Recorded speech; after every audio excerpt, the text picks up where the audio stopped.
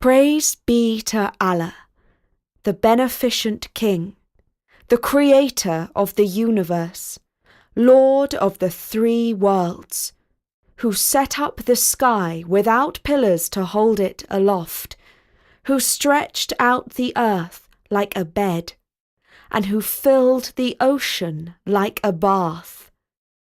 Lend me the art and the craft of she who outwitted a great king, of she who for 1,001 nights captivated the Shah while she threaded her plots around him, the woman whose stories conquered the hard heart of an all-powerful man and prevented him from carrying out his terrible intent. I speak of her, Scheherazade, the greatest storyteller the world has ever known. She lived in a time of sorrow, for the ruler of the land held in his heart an awful grudge against all women. This grudge had terrible consequences for every family in the land, but it was not always so. He began his reign with a kinder heart. His name was Shahryar. He was in the fullness of his youth and power, but as yet without a wife. One evening he stood with his younger brother, Prince Zaman, on the balcony of the palace which overlooked the pleasure gardens. They watched a young serving girl as she stepped out to the fountain to fetch water. Shahryar whispered, "See, brother, is she not as lovely as the moon and as graceful as a gazelle?" But Zaman replied, "Do not let your eyes deceive you. Although you are older than me and more powerful, yet I am more experienced in the ways of women, for I already have a wife. I tell you, no woman on earth has a pure and faithful heart. Each day I watch my queen. I see her give a visiting prince such a look that makes my blood turn angry. But it does not stop there. She gives the chief chamberlain a cheeky smile that is quite inappropriate. Why, the day before I left my palace to pay honour to you, I saw her whispering to the cook. She brings nothing but shame upon me." Shahryar laughed. "My brother, you have been looking pale and ill of late. Now I know the cause. Jealousy is eating you up because you have such a lovely wife." At this, Zaman became quite offended, but he replied in no more than a mutter, "My brother, you will learn for yourself in due time." Shahryar was ready to marry. It seemed that wherever he looked, he saw a beautiful woman, but none so lovely as the one the two brothers encountered the very next day. They got up at dawn to go hunting. Just as the sun was spreading its gentle rays, they rode their horses side by side along the seashore. Walking towards them along the deserted beach, they saw a girl whose loveliness brought to mind the words, "She rose like the morn as she shone through the night. When she unveiled her face, the sun grew bright." As the brothers drew near to her, she gave them the sort of smile that gladdens a man's heart, and Shahryar said to his brother, "I would not be ashamed if she sat beside me as my queen." But no sooner had he spoken than a huge wave came curling into the shore, and standing on top of the wave was a great genie. His skin was orange, and his eyes blazing red. As the wave broke into white foam, the genie leapt onto the beach and seized the girl up in his hands. He turned his awful eyes on the brothers, and they were so full of fire that they feared his gaze might burn them up. Then he spoke.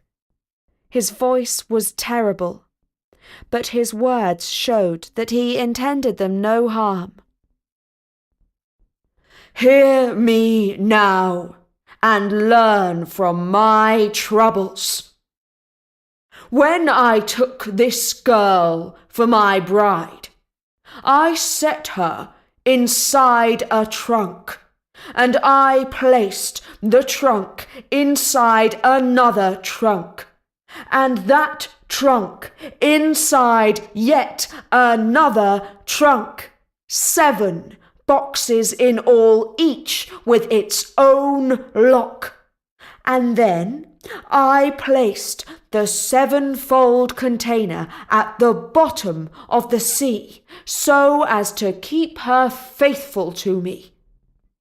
But she still managed to escape. If I, a genie, with all the power of magic at my disposal, cannot hold power over my bride, what hope have you mere men of doing so?"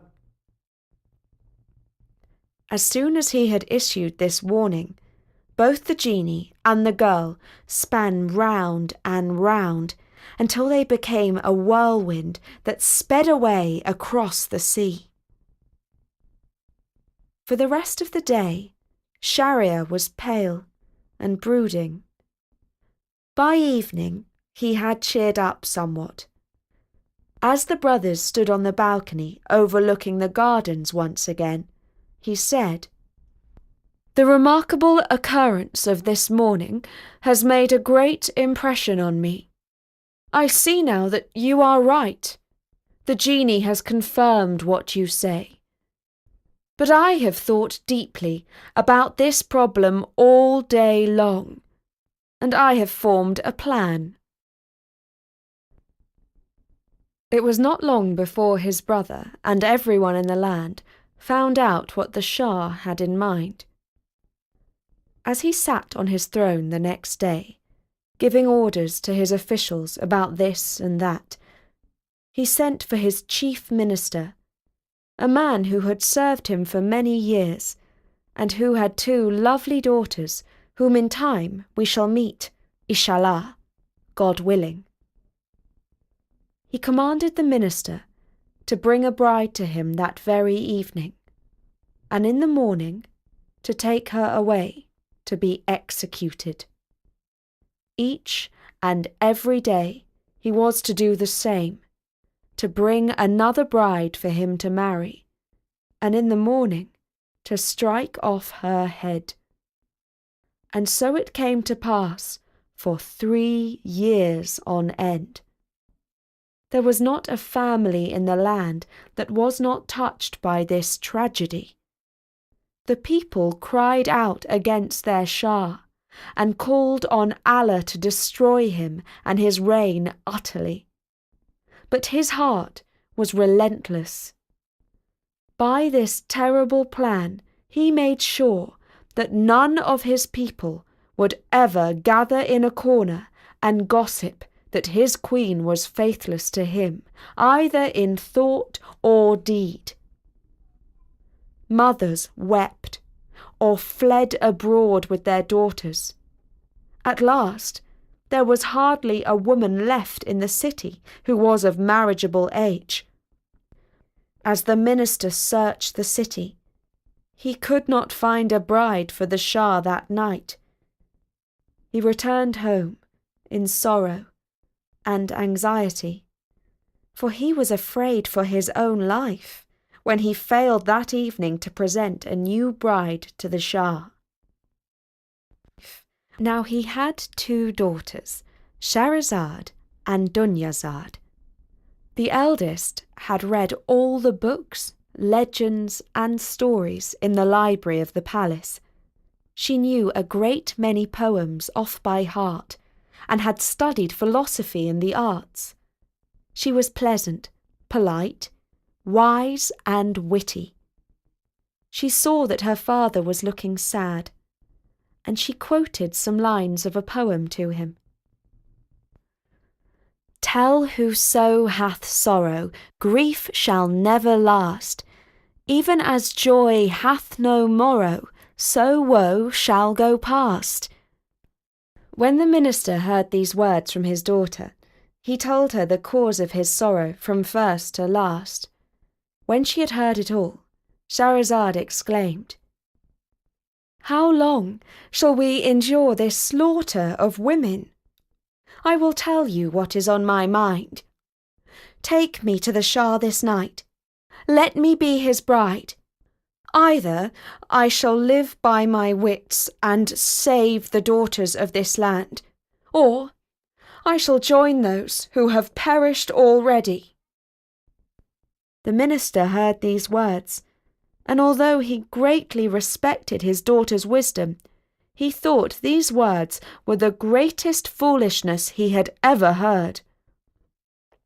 He went to the Shah and confessed that he was unable to bring him any more brides, for there were none left in the land. Shah Shahryar sat thoughtfully on his throne and said, None, but your own 2 daughters. Do not hide them from me, or it will cost you your head. And so it was, after long deliberation and much persuasion from Scheherazade, that he brought his own daughter to the Shah as his bride.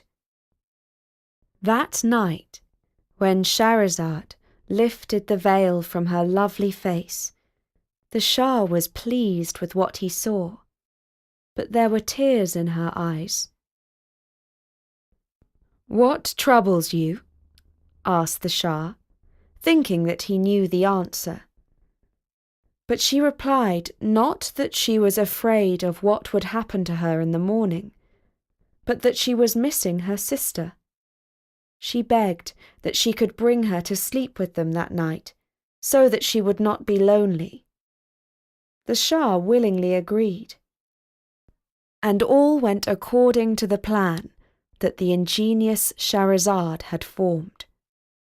Her sister, Dunyazad, slept on a couch at the foot of the royal bed, and towards morning, as she had been told to do by her sister, she awoke and said, "Oh, Scheherazade, I cannot sleep. Will you not tell me one of your wonderful stories? For there is not a soul on this earth who can spin a tale as delightful and delectable as yours." And Scheherazade stirred and said, "I too cannot sleep, and I will tell you a tale with joy, if this great king will permit me." The Shah, who was also sleepless and restless, was pleased with the prospect of hearing a tale, and so Scheherazade began to relate the first story of the 1001 Nights.